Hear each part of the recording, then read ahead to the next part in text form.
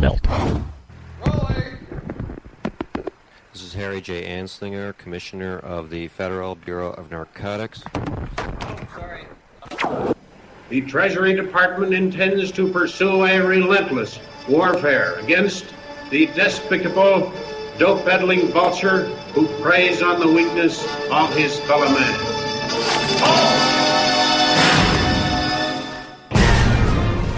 America's first drug czar was Harry J. Anslinger. A law and order evangelist, Anslinger would shape America's attitude toward marijuana for generations to come.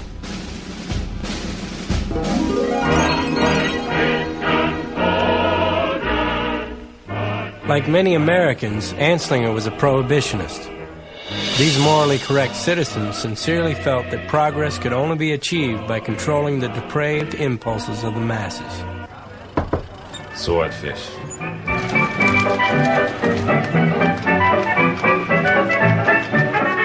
He believed that if the laws were tough enough, America could be rid of alcohol. Put enough people in jail, and eventually the public will learn to behave. And he applied this same philosophy to mounting the government's war on drugs. Special Treasury agents are part of a massive force created solely to control the traffic in narcotics. You got any merchandise obtained in Canada or abroad? No. Have you any liquor? No. Get out of the car and let's take a look at it.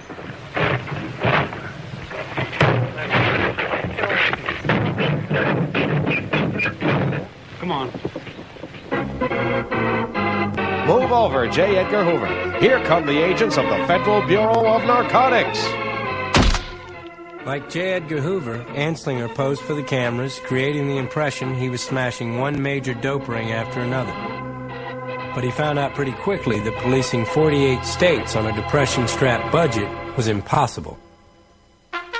His solution was to try to convince the states to police local drug traffic themselves.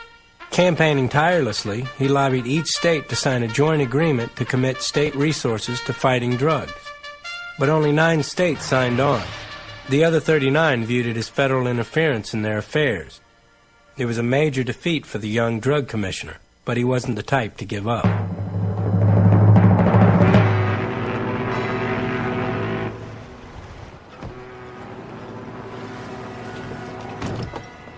Meanwhile, marijuana, carried by West Indian sailors, arrived in port cities like New Orleans.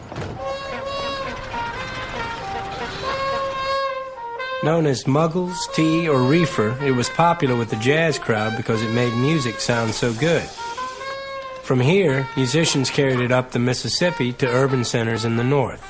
Have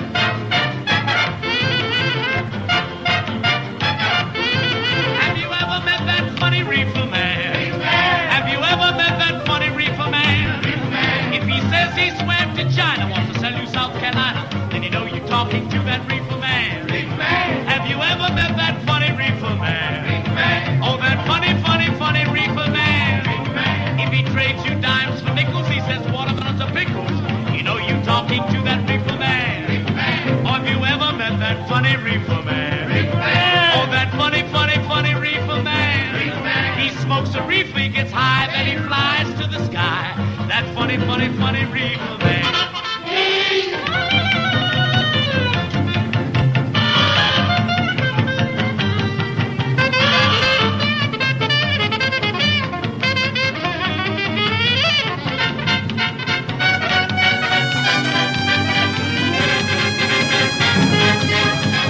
With marijuana showing up in the big cities, Anslinger realized it might be the answer to his problem.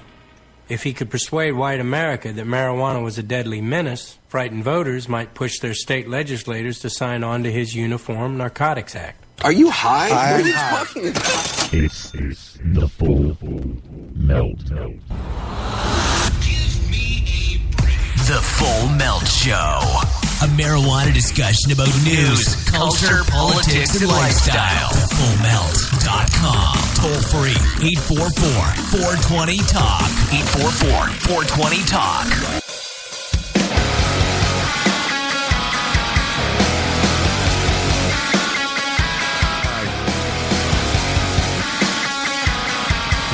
It's an amazing, absolutely amazing book by Yohann Hari, Chasing the Scream, the First and the Last Days of the War on Drugs. Welcome to the Full Melt Show. Our guest all hour, if we can get him on the phone, it's an international call to London, is Yohann Hari, the author, New York Times bestselling author. And what an awesome book that is. Robert, are you having a good time? Is it working out? Okay, he is. Robert, our phone screener, is trying to... It looks like we had a busy circuit earlier. Not here, but the international circuit was busy. I couldn't reach Yohann. That is not a good thing. But what I'll end up doing is dial him through here if we can't get him on the other line. But about the book, when you're talking about the subject of the war on drugs, and specifically with marijuana, there's a story behind why it is the way it is. And, some people know the story, and some people know parts of the story, and some people, in fact, many people, know none of the story at all. And what the deal is that, this all ties back to that beginning. The way things are on the ground floor today in the war on drugs, and especially as it relates to the subject matter we talk about on this show, which is cannabis and marijuana. It's the same thing. I don't know why I say cannabis and marijuana. Let's just call it what it is. It's cannabis. The war on cannabis was started by Harry Anslinger back in the 1930s. The Harrison Act, the Marijuana Stamp Act back earlier before that. That was the beginning of it. And this book specifically addresses not only where the war on drugs began and why you see some of the messaging as so over the line, so prohibitionist, so propagandistic, to make a word, is because of the way it was rooted, the way it began. When you grow a plant from a seed, you get what the seed predetermined. What it grows out of the ground will be predetermined by what's in that seed. And I'm telling you that Yohann Hari's book, Chasing the Scream, really describes that seed. Where did it come from, and where did it go? And how does it look today, and why? It's really a fascinating book. But I'd like to invite you into join in the program once we get him on the line. Write the number down. It's a toll-free number, 844-420-TALK. So it's, I think we actually might have put them together here. So it looks like we got Yohann on the line. So let's see if we can get Bob to...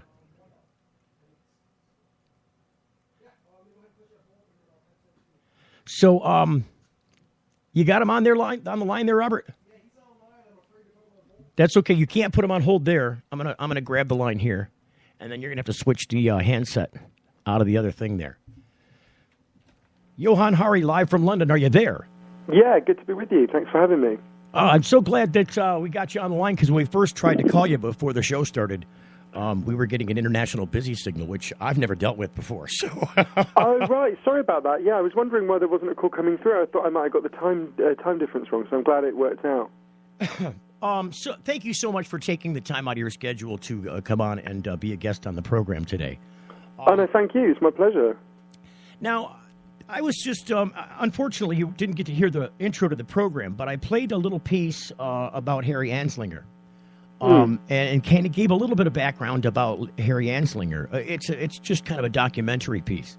But it describes the situation that you kind of go over in your book about the seed, planting the seed for the war on drugs. And, can you reflect on that a little bit as we open the program tonight? Because your book addresses the war on drugs. And, of course, it talks about the beginning and the end days of the war on drugs. But can you tell people about the way this all began? Yeah, the way I start the story of how it all began was the story of how Billie Holiday, the great jazz singer, was stalked and killed by Harry Anslinger, which is a story where fragments of it have been out there, but it hadn't been brought together before. And it really tells us a lot about both how the drug war began, what it was about at the start, what it's about now, and I think how we end it. So, 1939, Billie Holiday stands on stage in New York City and she sings the song Strange Fruit, which your listeners will know is a song against lynching. Her goddaughter, Lorraine Feather, said to me, "You've got to understand how shocking this was, to have an African-American woman standing in front of a white audience in a hotel where she wasn't even allowed to walk through the front door. She had to go up through the service elevator and singing a song against white supremacy. This was like viscerally shocking." And that night, Billie Holiday gets a warning from the Federal Bureau of Narcotics. They say to her, effectively, stop singing this song. And Billie Holiday had grown up in segregated Baltimore when she wasn't even allowed into loads of stores because she was an African-American. And she had promised herself as a little girl she would never bow her head to any white man. So when she gets this order from the Federal Bureau of Narcotics, she effectively says, screw you, I'm going to sing my song anyway. And that's the point at which Harry Anslinger resolves to destroy her. So in terms of, I'm sure your listeners are pretty familiar with Anslinger, but just to give a little bit of background, Anslinger is, I think, the most influential person who no one's ever heard of. He takes over the Federal Bureau of he takes over the Prohibition Department just as alcohol prohibition is ending. And Harry Anslinger was really driven by two intense hatreds. One is an intense hatred of addicts, and the other is an intense hatred of African Americans. At the same time that he finds out that Billie Holiday is a heroin addict, he finds out that Judy Garland, Dorothy from The Wizard of Oz, is a heroin addict. He advises Judy Garland to take slightly longer holidays and assures her studio that she's going to be fine. With Billie Holiday, he resolves to absolutely break and destroy her. He becomes obsessed with her. She's the symbol of everything he thinks is going wrong in America. It's an African-American woman standing up to racism.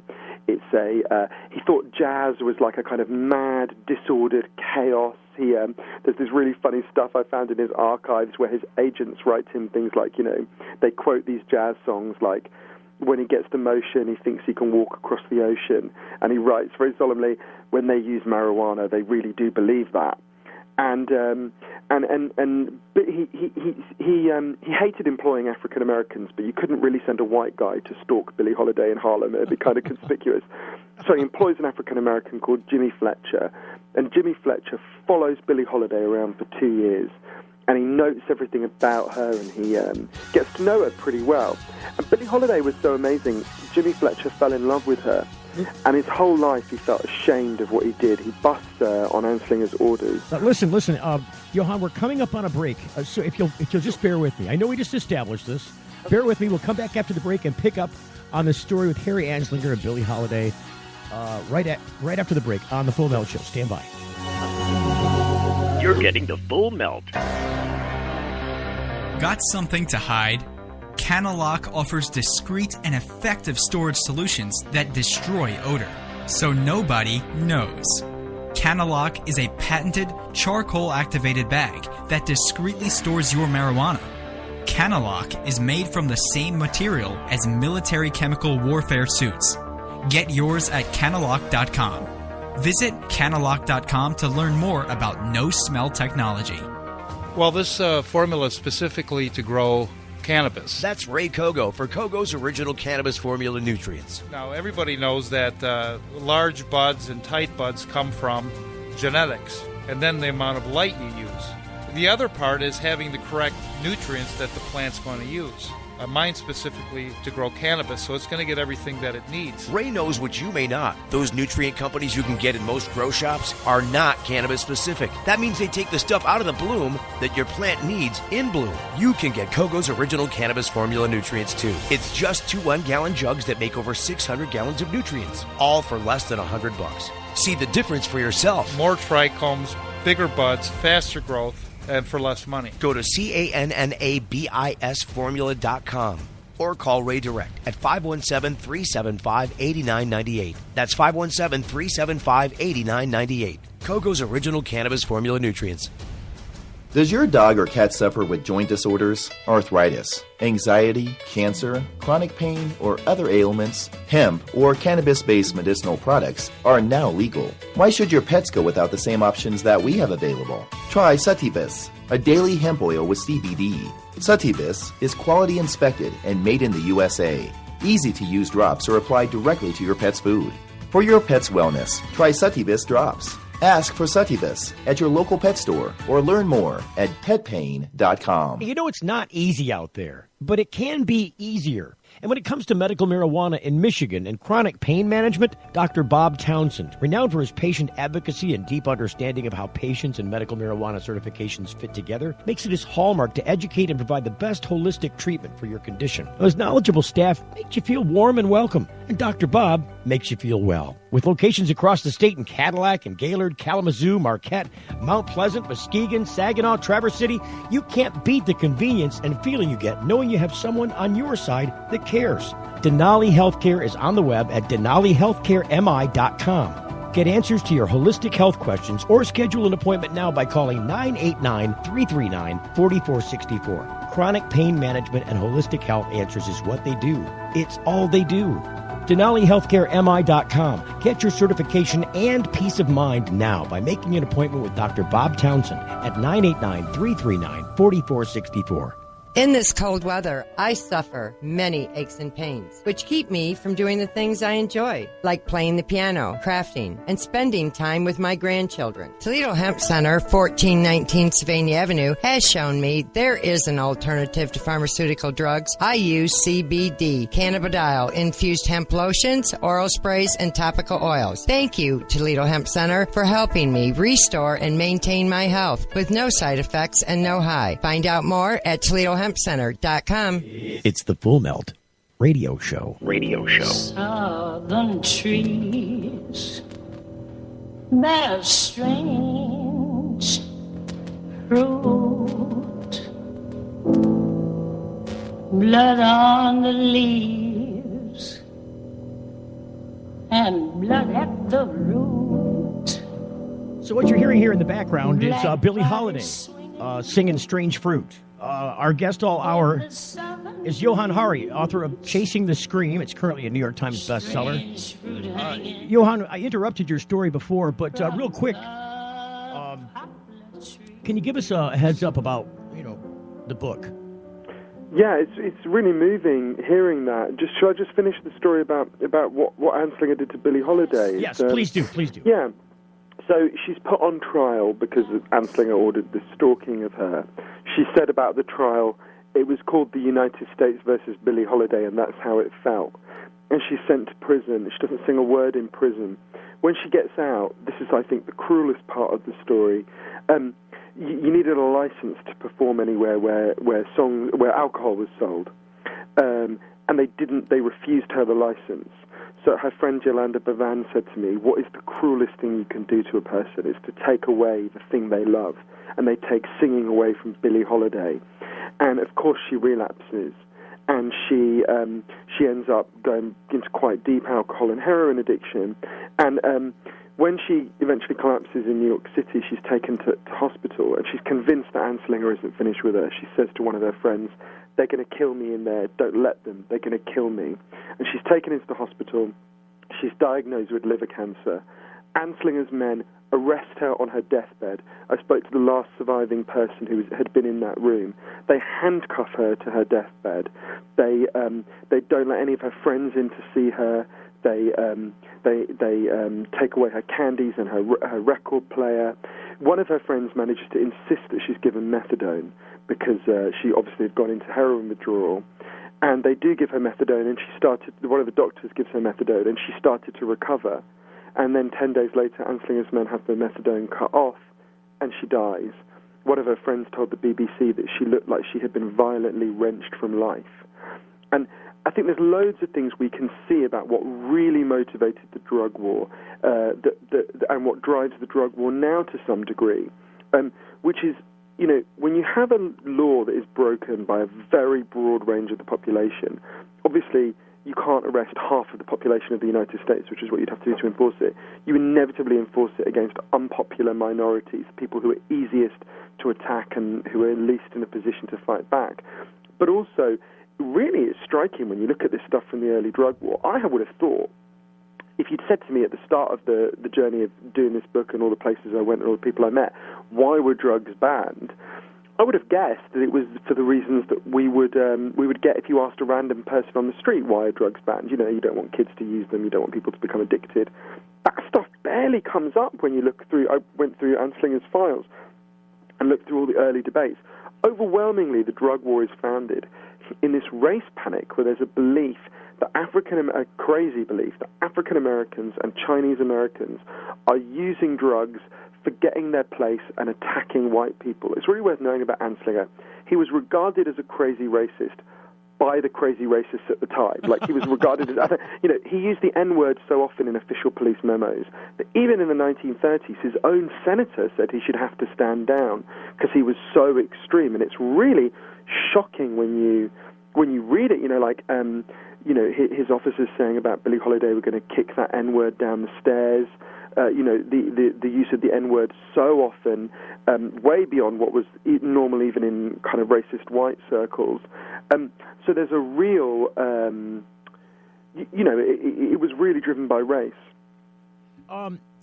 You pointed this out in the difference between the way that they treated white heroin addicts and black heroin addicts. Specifically, you bring up an example of another entertainer in the entertainment field. Yeah, at the same time that Harry Anslinger finds out that Billie Holiday is an addict, I think we were saying before, he found out that Judy Garland was a heroin addict. And he just pats her on the back and tells her she's going to be all right. It's very revealing. The other example, which is even more shocking, is Harry Anslinger finds out that Joe McCarthy, the notorious anti-communist red baiter, who he, of course, massively admired, was an opiate addict. And he goes to see McCarthy and basically says, you want to cut back on this, Senator. And Senator McCarthy says that he won't. So Anslinger arranges for him to have a private prescription that he goes and picks up in Washington, D.C. It's very revealing. No one wants to enforce the drug war about someone they like and care about.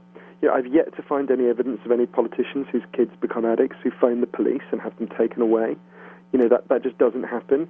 When it comes to anyone that we care about, we all become, compassionate anti-drug war people. I think it's very revealing. The other fascinating thing that I think is really relevant to your audience is what Anslinger does with marijuana. Obviously, he's probably most remembered for reefer madness, the kind of reefer madness craziness, but it's really interesting. When he becomes head of the Federal Bureau of Narcotics, he's asked about marijuana, and he says, effectively, I'm paraphrasing, but I've got no problem with it. It's not addictive, it's not a problematic drug. But the problem was heroin and cocaine just were not that big in America at that time. There's not enough to sustain this enormous bureau, and that he inherits from alcohol prohibition. And that's when he suddenly announces this Damascene conversion, where he says, actually, marijuana is worse than heroin. I mean, that's literally what he says. Marijuana is worse than heroin. Marijuana is the worst drug in the world.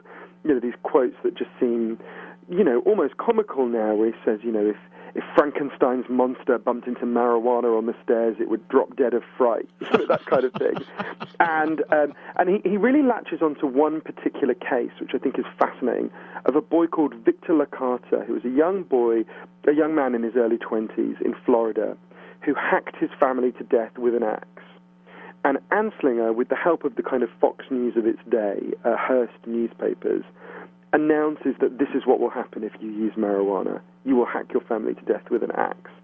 And this case becomes really famous and notorious, and it's one of the main kind of anti-marijuana, kind of cause celeb in America. Years later, someone goes back and looks at the psychiatric files for Victor LaCarta.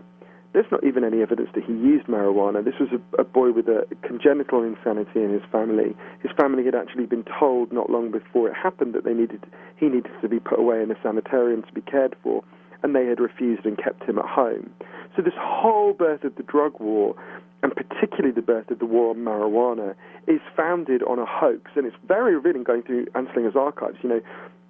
He gets, for example, there's a doctor, Dr. Ball, his name was, who writes to Anslinger and says, Mr. Anslinger, I've seen what you're, I'm paraphrasing, I'm not giving exact words, but, Mr. Anslinger, I've seen what you've been saying about marijuana. You might be right. I suspect you're not, but what I think we should do is fund clinical trials to just find out whether you're right. We could do these trials, and I can set them up. And Anslinger just writes back saying, basically, no way, we're not doing any clinical trials. The time is over. For me, the quote that most summarizes Anslinger's life is, at one point, someone argued with him about why he was wrong, and he said, I've made up my mind. Don't try to confuse me with the facts. Which I think could be the slogan for the entire drug war. That's an amazing statement. Don't let facts get in the way of what I'm trying to do here. Exactly.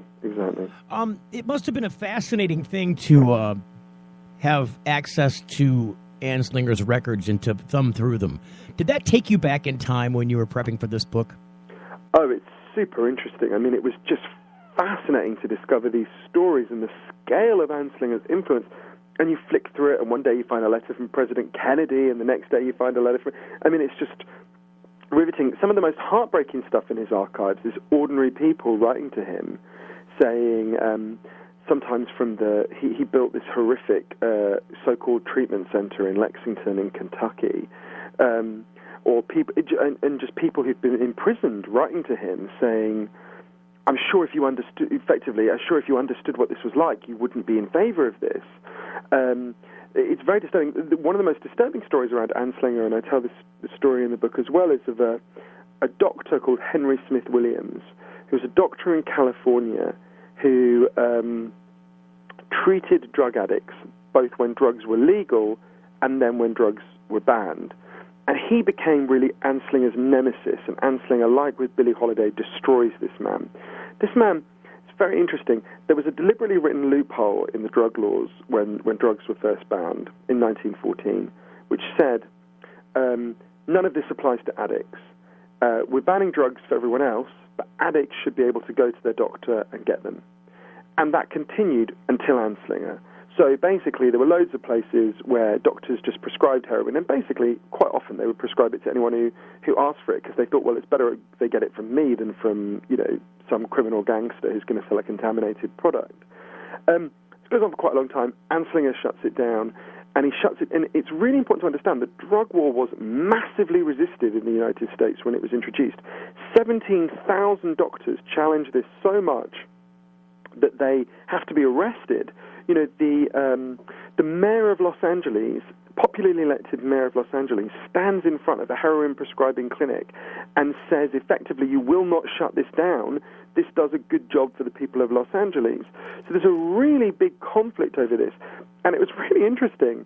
Henry Smith Williams, this doctor, saw this disaster coming. He wrote an incredibly prophetic book called Drug Addicts Are Human Beings, which basically predicts the entire drug war right at the start. At one point he says, obviously we wouldn't do this, but if we were so foolish as to continue with this policy for another 50 years, we'll have a $5 billion smuggling industry in the United States. He was right to almost the exact year. It's eerie. And what he saw is that obviously when you ban drugs, drugs don't disappear. They're transferred from doctors and pharmacists to armed criminal gangs. And he saw that by far the biggest beneficiaries of the drug war were the mafia. And he even discovered something that was even more crazy. I think it's so fascinating. When Anslinger shuts down this loophole state by state, California is one of the places that holds out the longest because, it's popular in California. They see that it works. And in the end, they did shut it down. And Henry Smith Williams discovered why. It turns out the local Chinese drug gangs were really annoyed that in Nevada, drug addicts had to come to them to buy the drug gangs to buy their drugs, but in California they could go to the doctor. So the Chinese drug gangs bribed Anslinger's agents in California to introduce the drug war and shut down the legal routes to addicts getting drugs, because that meant that the addicts had to go to the criminal gangs, and they won. So they actually, right at the birth of the drug war, criminal gangs bribe the state to introduce the drug war because it works so well for them. Henry Smith Williams, this doctor who writes this prophetic book, he was convinced that the Anslinger must be in the pay of the mafia, must be in the pay of the criminal gangs, just like his agents were in California, because why else would someone do something so foolish? I mean, Henry Smith Williams was wrong about that. There's no evidence that Anslinger was being paid by the mafia, but you can understand why he thought that, because they were the only winners. There was a lot of, when you talk about the racism that was going on here, and then you talk about the gangs that come in, really, the way that things look now were actually just being born then. They really haven't changed much in the way of stance, have they? With the undertone of racism and the application of the war on drugs against people of color, And then also the way that the gangs were basically not only paying the government to help introduce the drug war since it started putting money in their coffers, but they began organizing strongly then and really were working in concert with the government's prohibition program, weren't they? Yeah. And that's a really astute way of putting it. I think you're totally right that one of the things that was so fascinating to me, we think of the drug war as beginning with Nixon in the 70s. In fact, it begins way earlier. I mean, Anslinger uses the phrase warfare against drugs. He's the first person to use this. He coins the phrase. Yeah, I discovered it in his archives. I was really struck he was using that phrase in the 30s. And it's really interesting. There's so many fascinating things in what you just said, but tracing these dynamics through to today. So about 20% of my book is about the history, and most of it is, I wanted to go on this journey because I realized 4 years ago that we were coming up to the centenary, 100 years since drugs were first banned.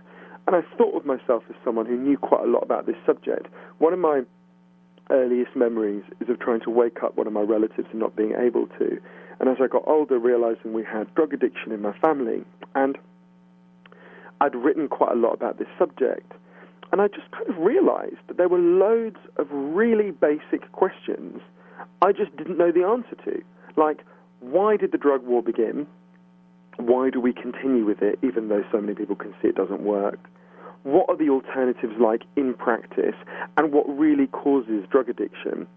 And I just couldn't find the answers in what I was reading, so I ended up going on this long journey. What I wanted to do, I ended up going across 30,000 miles across 9 countries over 3.5 years. And what I really wanted to do was sit with people whose lives have been changed by this approach one way or another and just hear their stories and learn what their lives are like. So I ended up meeting a really broad range of people, from a transsexual crack dealer in Brownsville, Brooklyn, to the only person to ever be at the heart of the deadliest Mexican drug cartel and get out and live to tell the tale, to a scientist who spends a lot of time feeding hallucinogens to mongooses, to the only country that's ever decriminalized all drugs from cannabis to crack with incredible results. And I think the thing I most learned is that almost everything we think we know about this subject is wrong. Drugs aren't what we think they are. Drug addiction is not what we think it is. The drug war is certainly not what we've been told it is for the past 100 years. And the alternatives aren't what we think they are. And this really ran all the way through. To answer the specific question you asked about it going through to today, the racism element going through to today. Yeah, I tell the story in the book of someone I got to know well. We got 30 seconds till break, just as a heads up. Oh, sure. Well, in that case, I'll pick up the story after the debate. But it's very interesting that the dynamics that are there at the birth are very much the dynamics that are there now. And it's fascinating as well to go to the countries where the drug war has ended, to see how these effects that began then begin to disappear and dissipate. Stand by, going to break, 1-844-420-TALK if you want to talk to Yohann Hari. Full Melt. If you or someone you know received a traffic ticket, has been charged with a misdemeanor, drinking and driving, criminal offense, or has had their driver's license taken away, they need an attorney. They need attorney Glenn McCandless. He's helped hundreds of people solve their legal problems over the past 16 years. My law firm is dedicated to providing quality legal services at affordable rates. Call us at 586-755-2900. Again, that's 586-755-2900. Call now. Hey, it's Steve Green for the Sweet Leaf in Flint, because now getting safe access to medical cannabis patients in Flint, Michigan is never more welcoming. Presenting the Sweet Leaf, a brand new patient experience, bringing 12 carefully selected caregivers housed in 9 separate offices to distinctly assist you with their knowledge and reputation for excellent patient care. Classes and training coming soon in the large community room. Check it out in person, 400 South Dorr Highway, or call 810-259-2571. The Sweet Leaf Center in Flint, 810-259-2571. Got something to hide? Canalock offers discreet and effective storage solutions that destroy odor, so nobody knows. Canalock is a patented charcoal-activated bag that discreetly stores your marijuana. Canalock is made from the same material as military chemical warfare suits. Get yours at Canalock.com. Visit Canalock.com to learn more about no-smell technology. In this cold weather, I suffer many aches and pains, which keep me from doing the things I enjoy, like playing the piano, crafting, and spending time with my grandchildren. Toledo Hemp Center, 1419 Sylvania Avenue, has shown me there is an alternative to pharmaceutical drugs. I use CBD, cannabidiol, infused hemp lotions, oral sprays, and topical oils. Thank you, Toledo Hemp Center, for helping me restore and maintain my health with no side effects and no high. Find out more at ToledoHempCenter.com. Does your dog or cat suffer with joint disorders, arthritis, anxiety, cancer, chronic pain, or other ailments? Hemp or cannabis-based medicinal products are now legal. Why should your pets go without the same options that we have available? Try Sativus, a daily hemp oil with CBD. Sativus is quality inspected and made in the USA. Easy-to-use drops are applied directly to your pet's food. For your pet's wellness, try Sativus drops. Ask for Sativus at your local pet store or learn more at petpain.com. It's the Full Melt Radio Show. From strange fruit to strange brew. Normally I play popular music going in and out of these segments, but today I wanted to pay tribute to the drug war. And so I thought that a song from Cream might help.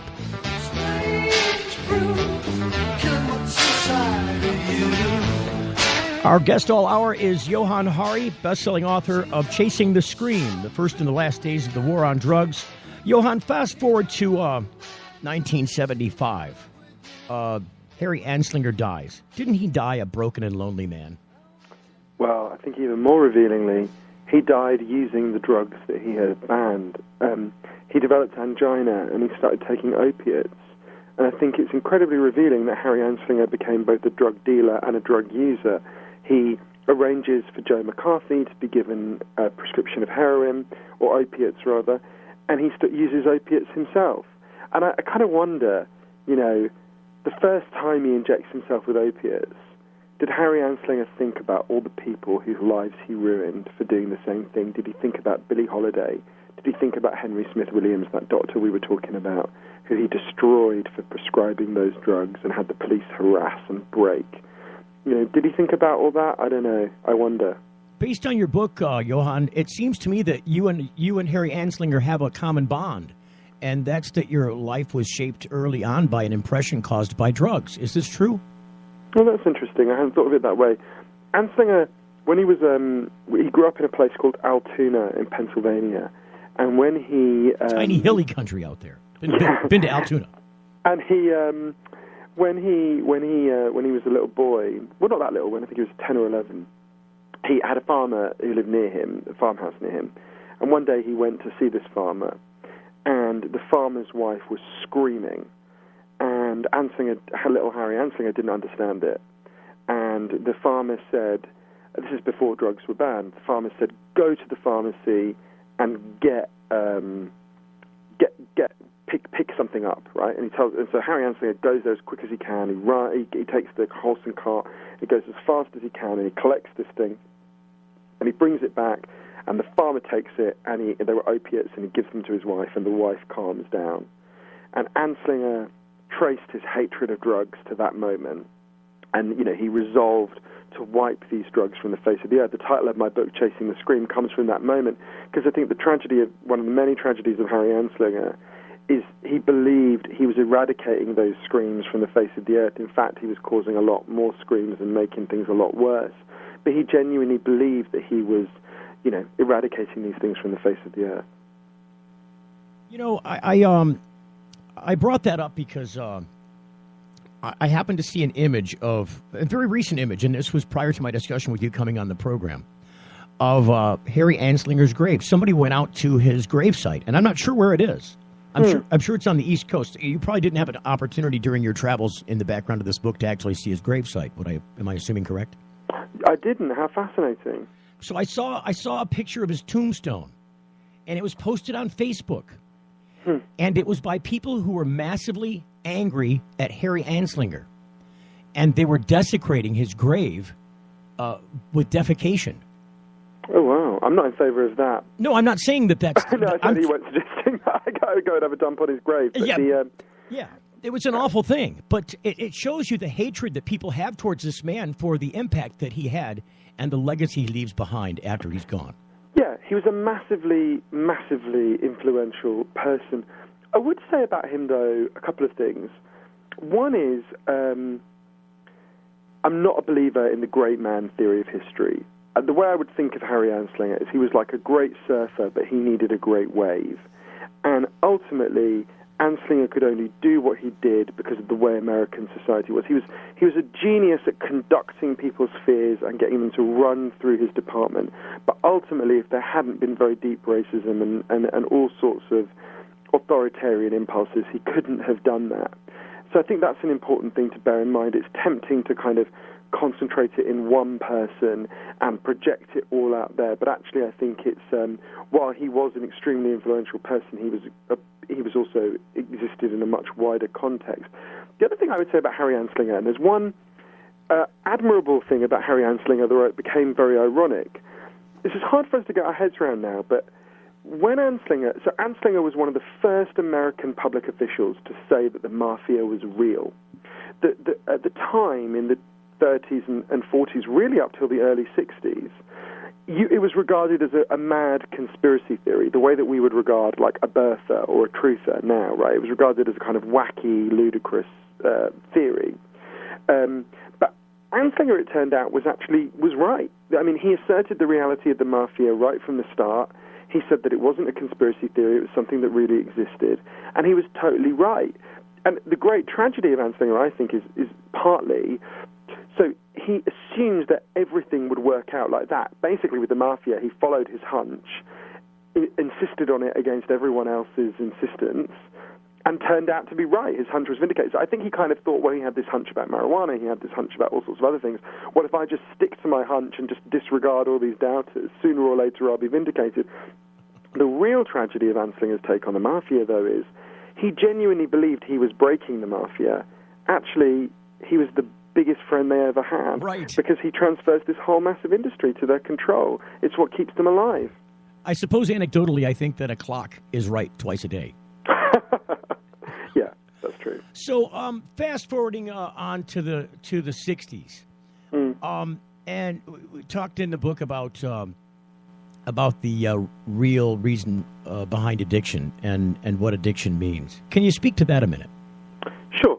If you had said to me, and this is something I just knew nothing about, if you had said to me 4 years ago, what causes, say, heroin addiction, I would have looked at you like you were a little bit simple-minded, and I would have said, well, heroin causes heroin addiction. It's kind of obvious. We've been told a story for 100 years about addiction that's become like our common sense. We think that if you, me, and the next 20 people who to walk past your studio, if we all used heroin together for 20 days, on day 21 we would all be heroin addicts because there are chemical hooks in heroin and our body would start to physically need those hooks, and that's what addiction is. The first thing that alerted me to the fact that there's something wrong with that story is when it was explained to me, if you or me step out into the street and we're hit by a car and you break your hip, you'll be taken to hospital, and it's quite likely you'll be given a lot of diamorphine by the doctors. Diamorphine is heroin. It's much stronger heroin than you'd get on the streets because it's not contaminated and cut down by dealers. It's quite likely you'll be given that diamorphine for a long time. Anyone listening to this, people near you are being given heroin in hospitals for quite long periods of time. If what we think about addiction is right, those people should leave hospital as addicts, or at least a significant number of them should. There's been studies of this. That just doesn't happen, right? You will have noticed your grandmother was not turned into a junkie by her hip replacement. And when I learned that, I didn't really know what to do with it because it's just so weird. It's so contrary to what we think. Until I went and interviewed a guy called Bruce Alexander. He's a professor in Vancouver and one of the most important and revolutionary figures in this field. Bruce explained to me the theory of addiction that we have, the one that we all believe, the old one, comes from a series of experiments that was done earlier in the 20th century. They're really simple experiments. Your listeners can do them at home if they're feeling a little bit sadistic. You get a rat and you put it in a cage and you give it 2 water bottles. One is just water and one is water laced with either heroin or cocaine. If you do that, the rat will almost always prefer the drugged water and almost always kill itself within quite a short period of time. You might remember there was a famous Partnership for Drug-Free America advert that showed that experiment and showed the rat dying and said something like, "It will happen to you." Right. Bruce comes along in the 70s and he says, hang on a minute, we're putting the rat in an empty cage. It's got nothing to do except use this drugged water.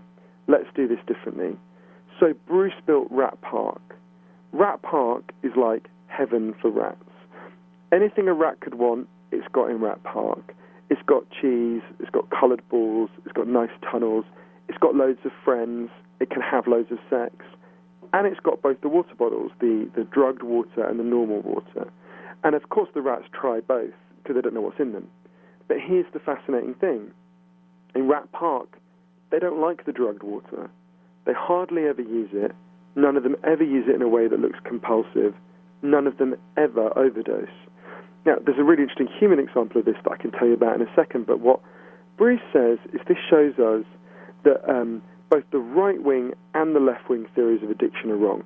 So the right-wing theory is, you're a hedonist, you're indulging yourself, it's a moral failing. The left-wing theory is your brain gets hijacked, you get taken over, you become a slave. What Bruce says is, it's not your morality, it's not your brain. To a much larger degree than we've understood, addiction is an adaptation to your environment. It's your cage. Human beings have an innate need to bond. And when we're happy and healthy, we will bond with the people around us. And when we can't bond with the people around us because we're traumatized or isolated or just been beaten down by life, we will bond with something that gives us some relief.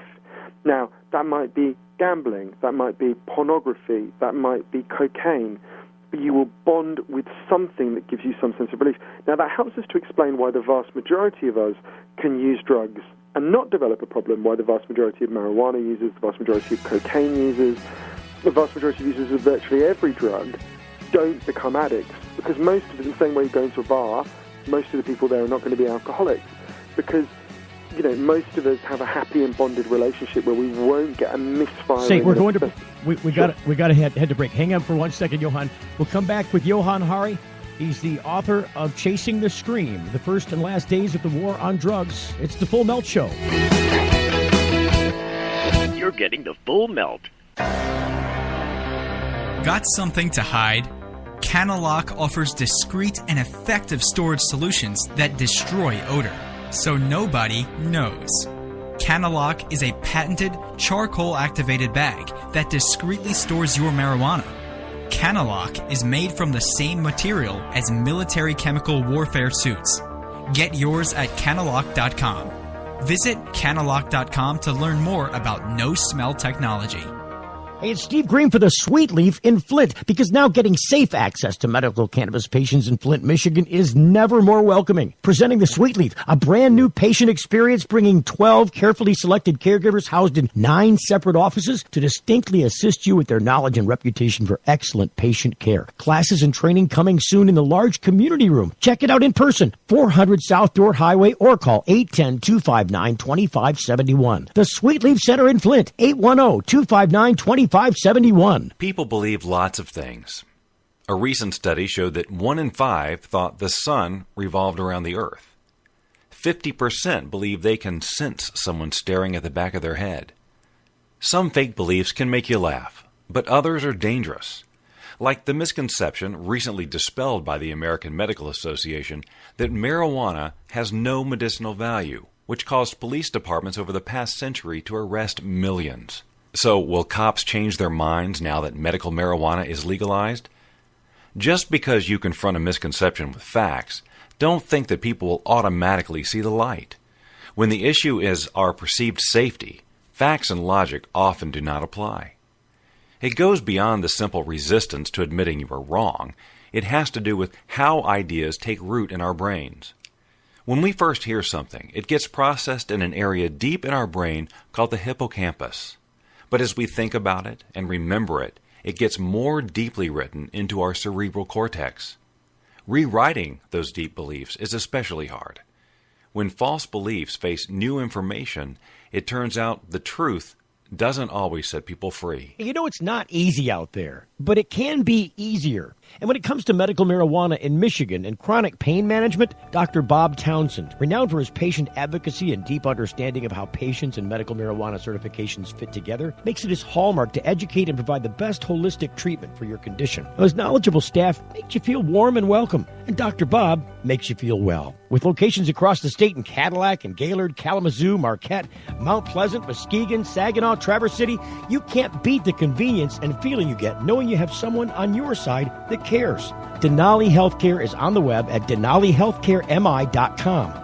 Get answers to your holistic health questions or schedule an appointment now by calling 989-339-4464. Chronic pain management and holistic health answers is what they do. It's all they do. DenaliHealthcareMI.com. Get your certification and peace of mind now by making an appointment with Dr. Bob Townsend at 989-339-4464. That's misbehaving. It's the Full Melt Radio Show.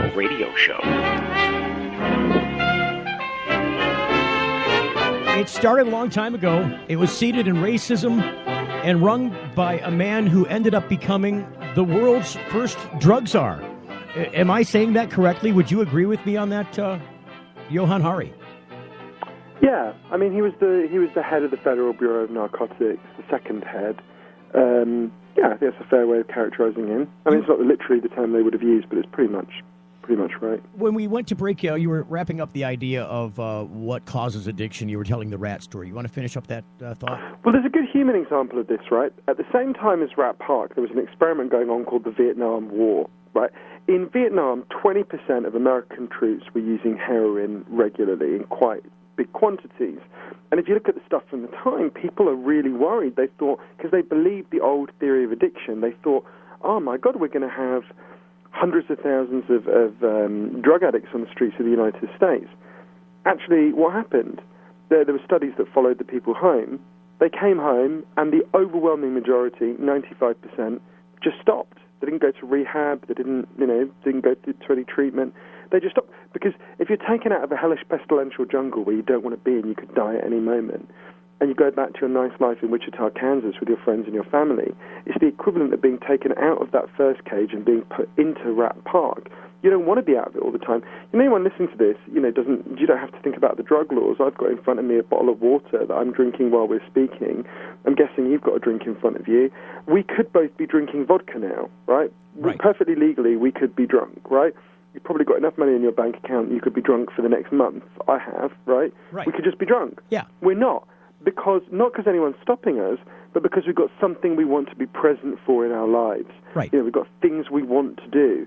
And that's the biggest explanation of why people like some of my relatives and some of the people I love became addicts. Because they didn't have something, and their lives were so bad, they didn't want to be present in them. And if you want to help people to overcome addiction, you've got to make their lives better. I went to a country where they've done this, Portugal, where they've decriminalized all drugs. Nearly 15 years ago, they had one of the worst drug problems in Europe. 1% of the population was addicted to heroin. Crazy.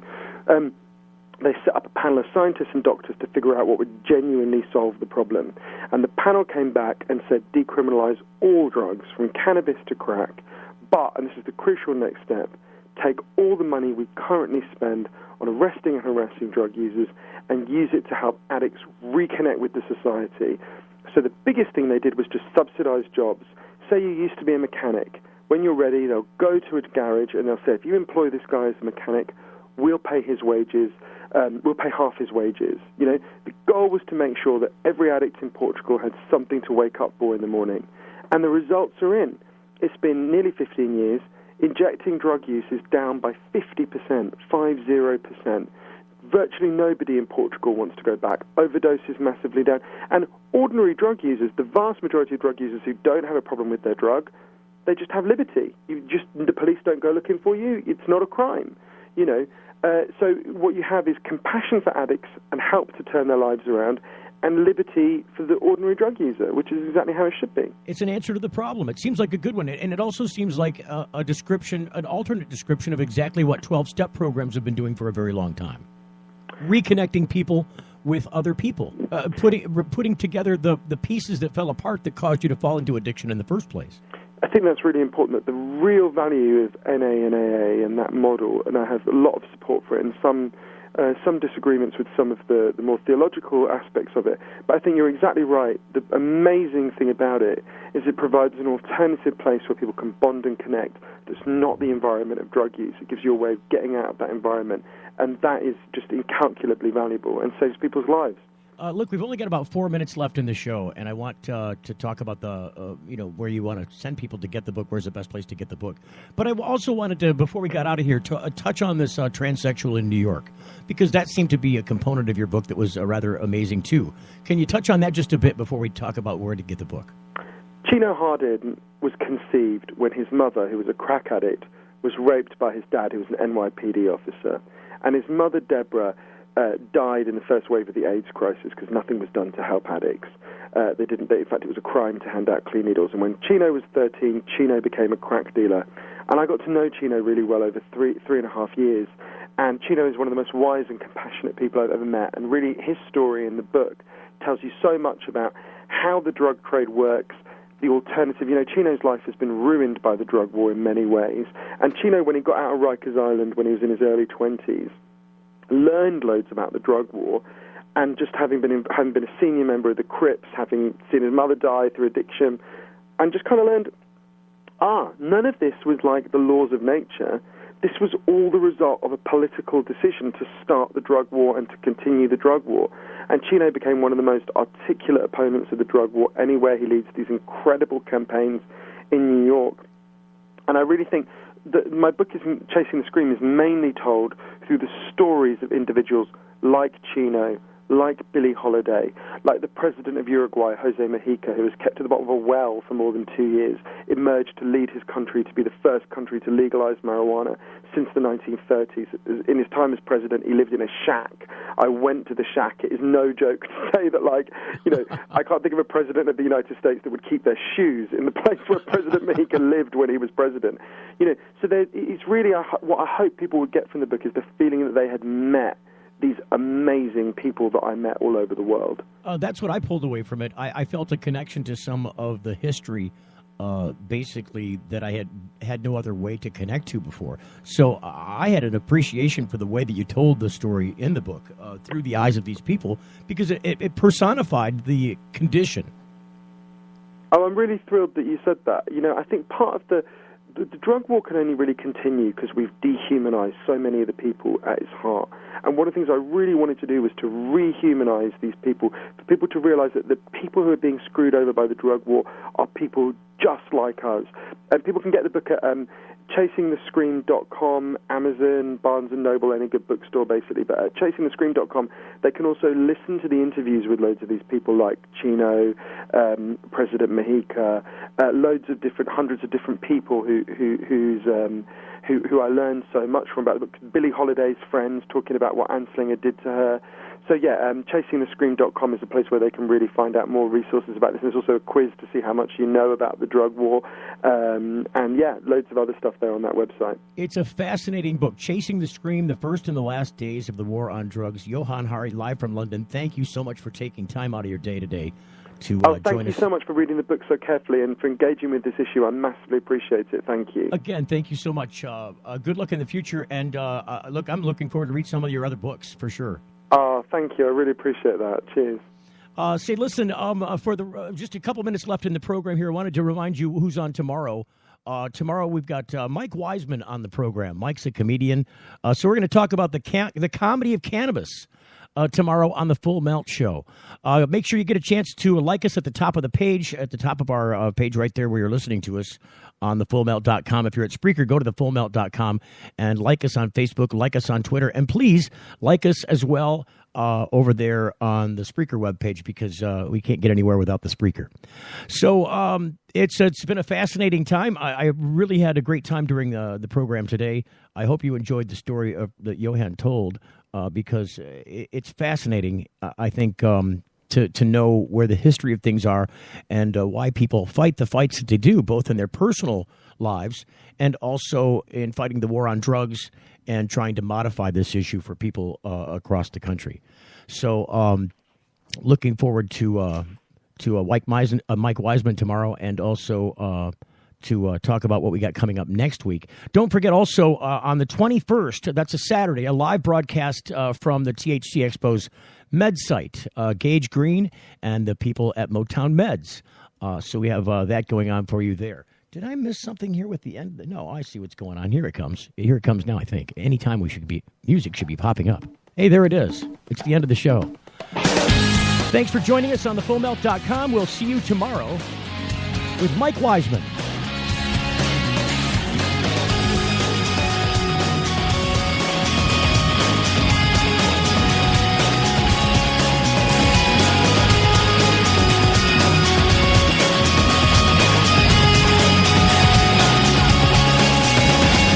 The Full Melt Show is a production of the Multimedia Digital Network.